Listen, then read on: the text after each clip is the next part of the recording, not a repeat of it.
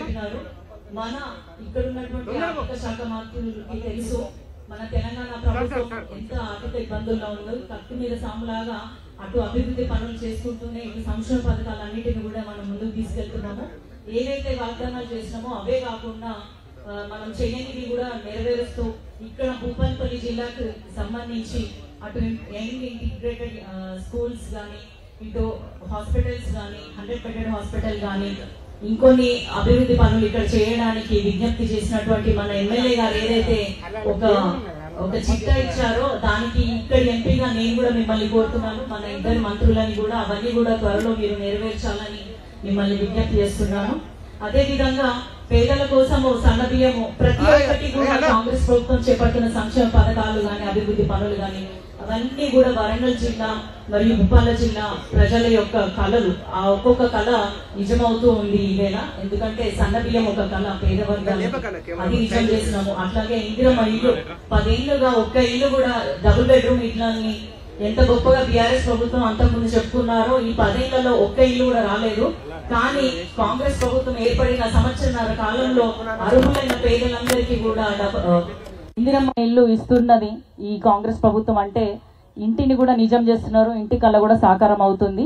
అదే విధంగా అన్ని వర్గాలకి అటు పేదలకి పిల్లలకి సంబంధించి స్కూల్స్ ని స్ట్రెంగ్తెన్ చేయడమే కాకుండా యంగ్ ఇండియా ఇంటిగ్రేటెడ్ స్కూల్స్ ని స్టార్ట్ చేశారు. మహిళల కోసం ఇందిరా మహిళా శక్తి అని చెప్పి వాళ్ళని కూడా కోటీశ్వర్లు చేయాలన్న సంకల్పంతో కూడా అనేక కార్యక్రమాలు చేపడుతున్నారు. నిరుద్యోగులకు ఎప్పటికప్పుడు నోటిఫికేషన్స్ ఇస్తూ దాదాపు సంవత్సరాల కాలంలో 60,000 ఉద్యోగాలు ఇచ్చిన ప్రభుత్వము దేశం మొత్తం ఎక్కడైనా ఉందంటే అది కేవలం తెలంగాణలోని కాంగ్రెస్ ప్రభుత్వం అని మీ అందరికీ చెప్తున్నాను. మహిళలు అయిపోయినారు, యువకులు అయిపోయినారు, పిల్లలు అయిపోయినారు. రైతులకు కూడా రైతు రుణమాఫీ అని చెప్పి 21,000 కోట్లు రుణమాఫీ చేయడం జరిగింది. మనందరికీ తెలుసు. ఇవే కాకుండా ప్రతి వర్గానికి ప్రతి రంగానికి అటు విద్య, వైద్యం, రైతులు, తర్వాత ఉద్యోగులు ప్రతి రంగాన్ని కూడా దృష్టిలో పెట్టుకొని సమంగా అభివృద్ధి చేస్తూ ముందుకెళ్తుంది కాంగ్రెస్ ప్రభుత్వం. కాబట్టి రానున్న రోజులలో కూడా మీరు కాంగ్రెస్ ప్రభుత్వం వెంటనే ఉండాలి. మనం ఏదైతే ఉట్టి మాటలు కాదు చేతల ప్రభుత్వం అని మేము రుజువు చేస్తూ ఎప్పటికప్పుడు పనులు చేసుకుంటూ ముందుకెళ్తున్నాము.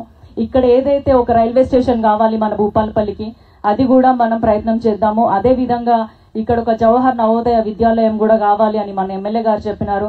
కాబట్టి కేంద్రంలో ఆ 2 కూడా మంజూరయ్యే విధంగా నేను ఎంపీగా మీకు ప్రయత్నం చేస్తానని మాటిస్తున్నాను. అదే విధంగా రానున్న రోజులలో ఎమ్మెల్యే గారు సలహాలు సూచనల మేరకు ఇక్కడ కావాల్సిన అభివృద్ధి పనులకి నా నిధులు తప్పకుండా మంజూరు చేస్తాను. అదే కాకుండా మీరందరు కాంగ్రెస్ కార్యకర్తలు కేవలం కాంగ్రెస్ కార్యకర్తలు మాత్రమే కాకుండా కాంగ్రెస్ సైనికులుగా రాహుల్ గాంధీ గారి సైనికుల్లా పనిచేయాలి. ఎందుకంటే మన దేశము ఏదైతే బీజేపీ చేతిలో ఉందో ఇప్పుడు అది కాన్స్టిట్యూషన్ ని గాని అంబేద్కర్ గారిని గాని అవమానిస్తూ వస్తుంది. కాబట్టి బలహీన వర్గాలు అందరూ కూడా ఏకమై కాంగ్రెస్ వైపు ఉండాలి. సెక్యులర్ ఇండియా ఉండాలంటే తప్పకుండా కూడా కాంగ్రెస్ ప్రభుత్వం ముందుండాలి. ఇటు రాష్ట్రంలో ఉండాలి, అటు దేశంలో ఉండాలి. లేకపోతే రానున్న రోజులలో క్రిస్టియన్స్ ని, మైనారిటీస్ ని, ముస్లింస్ ని, మహిళల్ని, చిన్నపిల్లల్ని ఎవరిని కూడా ఉపేక్షించకుండా అణచివేయాలని చూడడానికి అటు మోడీ, అమిత్ షా ద్వయం ఇద్దరు కూడా ప్రయత్నిస్తున్నారు. కాబట్టి అట్లాంటి పరిస్థితులు మనకి రావద్దు అంటే ఆపరేషన్ సింధూర్ అన్నారు, మిషన్ సింధూర్ అనాలి. ఎందుకంటే మిషన్ అన్నప్పుడే ఒక పని సక్సెస్ అయినట్టు. ఆపరేషన్ అంటే అది పేషెంట్ బతకొచ్చు, చావచ్చు. కాబట్టి పేరులోనే ఆంతర్యం ఉంది. ఏంటంటే ఆపరేషన్ సింధూర్ ఫెయిల్యూర్ అయిపోయింది అది. ఎందుకంటే ఎందుకు మొదలు పెట్టారో ఎందుకు ఆపేశారో తెలియదు. ఒక 3వ వ్యక్తిగా అమెరికన్ ప్రెసిడెంట్ అది ఆపమని చెప్పినాడు. అట్లాంటి దుస్థితిలో ఇప్పుడు మన దేశం ఉంది. దాన్ని డైవర్ట్ చేయడానికి మళ్ళీ తిరంగా యాత్ర అని మొదలు పెట్టినారు. కాబట్టి ఇవన్నీ కూడా మనము పక్కన పెట్టేసి మన దేశాన్ని మనం కాపాడుకోవాలంటే ప్రతి ఒక్క కాంగ్రెస్ కార్యకర్త సైనికుడిలా పనిచేయాలి. రాహుల్ గాంధీ గారిని రానున్న రోజులలో ప్రధానమంత్రిని చేయాలి. మళ్ళీ మన తెలంగాణలో కాంగ్రెస్ ప్రభుత్వం రావాలి అంటే ఇప్పటి నుంచే మనం కష్టపడాలి. మనం చేసే సంక్షేమ పథకాలన్నిటిని కూడా ప్రజల వద్దకు చేరదీయాలి. అదే విధంగా మన ప్రతిపక్షాలు చేస్తున్నటువంటి విమర్శల్ని తిప్పికొట్టాలని మీ అందరినీ కోరుకుంటూ మీ అందరినీ ఇక్కడ కలవడానికి ఈ రోజు నాకు అవకాశం కల్పించినందుకు ఎమ్మెల్యే గారికి, అలాగే మన ఉప ముఖ్యమంత్రి గారికి, మంత్రివర్యులకి, అందరికీ, ఇక్కడున్న నాయకులకి, ప్రజలందరికీ కూడా పేరు పేరున నమస్కారాలు తెలియజేసుకుంటూ సెలవు తీసుకుంటున్నాను. జై హింద్.